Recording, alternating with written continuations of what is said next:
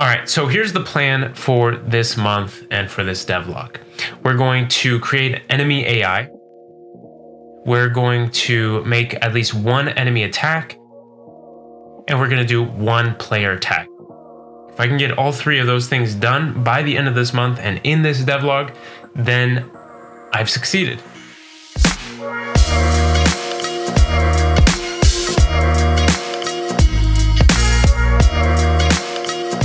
Right now we have two profiles for enemies, an archer and a brute.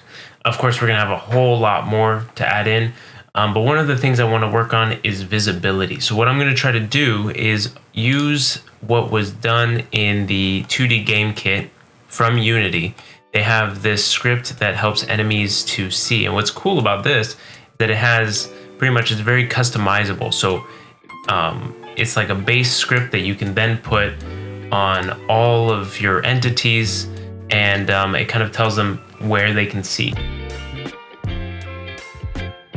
Only thing that doesn't work right now is the view direction. So if we use that slider, nothing happens, it's not moving. These two are independent since they have two different entity data types. I also changed the way that we're handling it. So instead we're considering all of these as entities, not as enemies. When we enter into the green semicircle, the entity should flip their sprite to see us. Okay, they didn't flip, but down here in the debug log, it says that we do have a target. Oh, it's, all right, so right now this one is flipped. What about this guy? Yep, that guy. Oh, he doesn't flip back. All right, so I was able to figure out a way to fix it. Fix the issue we were having. Now, finally, our entities will follow where the player is as long as they're in the vision cone. If they're outside the vision cone, then of course, they're not going to be able to follow if they start out that way. So for example, here, I'm gonna just jump up and jump over the enemy. He's not going to switch because he didn't see us. That's going to be a lot harder to do when their vision cone is much bigger. Obviously, we're not going to be able to trick them as easily. It still happens a few times, but it's not as easy to do. Hey, sorry to interrupt. I just want to let you know that we're missing a 0 right over here. So if there's anything you can do to help with that, that'd be greatly appreciated. All right. So this is just the very basic start of the AI system that we're going to be working on for a long time. This is actually more part of a entity AI than the enemy AI, because all of this is going to be shared across all entities. So NPCs, enemies, animals, like everything is going to have this vision type of setup. At least that's the plan for now. Of course, things are changing all the time, but for now, this just seems very simple, very easy to see from the inspector also, so very easy to debug. We'll know exactly where the vision cones are, just in case anything goes wrong, we'll know exactly why. And so I'm pretty happy with this, and I think that it's a great step forward, but we're gonna be kind of taking a step back from this, let this rest a little bit. I'm gonna work on the enemy attack and then the player attack. So the plan with this attack is mainly to just create a placeholder. So we're not looking for a super refined animation, just something that we can put into the game and it will fill in that spot. That way we can program around it, make sure that we get timings done and everything like that. The idea here is a laser beam attack.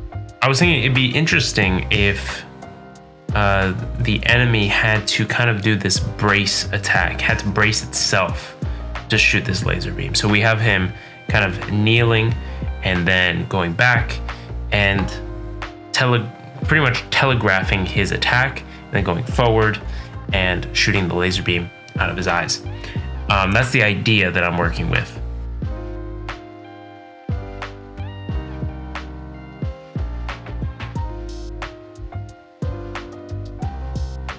Happy robots.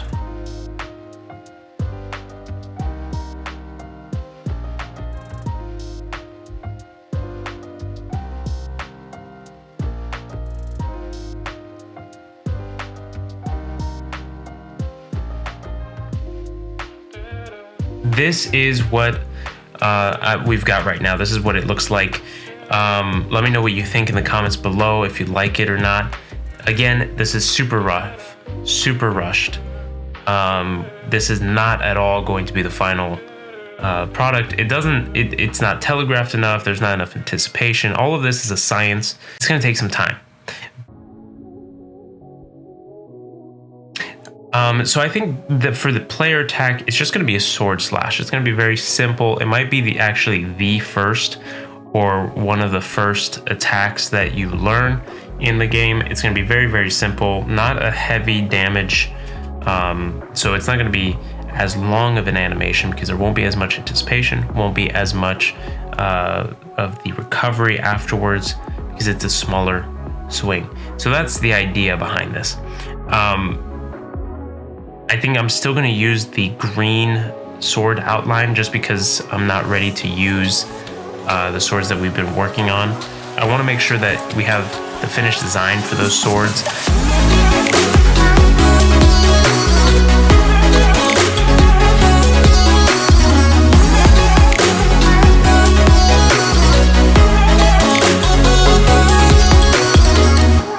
All right, so here is what it looks like. Let me know what you think in the comments below. I'm pretty happy with it. I think that it's pretty good.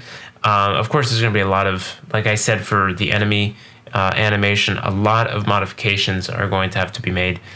This is all a trial and error process, so it's going to take a little bit of time. All right, well, we have reached the end of the video. Thank you so much for watching up to this point. If you could leave a like and subscribe, that'd be awesome. If you could support me on Patreon, link down below, that would be amazing. The last little thing is if you can click on this video, it's about Mr. Beast. It's a game I made for Mr. Beast, about Mr. Beast. And it was done in a day, which is, I'm pretty happy with what I was able to get done. So if you can take a look at it, that'd be awesome.